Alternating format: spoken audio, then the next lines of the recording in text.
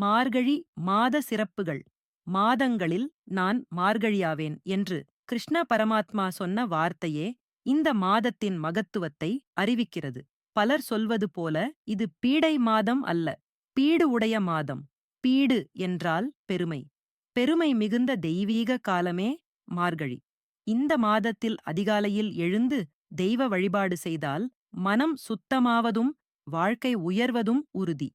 இதே மார்கழியில்தான் ஸ்ரீ மகாவிஷ்ணுவிற்கு ஏகாதசி, ஸ்ரீ நடராஜருக்கு திருவாதிரை என மகா உற்சவங்கள் நடைபெறுகின்றன. மார்கழி பௌர்ணமி நாளில் சிவனுக்கு நெய் அபிஷேகம் செய்து பொன்னாடை, 100 பொன்மணி மாலை, தும்பை மலர் மாலை அணிவித்து பச்சைப் பயறு பொங்கல் படைத்தால் முக்தி கிடைக்கும் என்பதே சாஸ்திர வாக்கு. கார்த்திகை சோமவார விரதம் தவறினவர்களா? கவலை வேண்டாம். மார்கழி வளர் சோமவாரத்தில் தொடங்கலாம். திருவாதிரை நாளில்தான் திருவாதிரை விரதம் தொடங்க வேண்டும். தேய்பிறை அஷ்டமி விரதம் இந்த மார்கழி அஷ்டமியிலேயே ஆரம்பிக்கலாம்.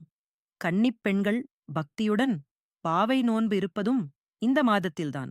வளர்பிறை திரிதியை அன்று அம்மனுக்காக அவ்யோக திரிதியை விரதம் இருந்தால் கணவன் மனைவி அந்யோன்யம் கூடும். பிரிந்தவர்கள் ஒன்று சேர்வர். மிக முக்கியமானது திரியம்பகாஷ்டமி விரதம்.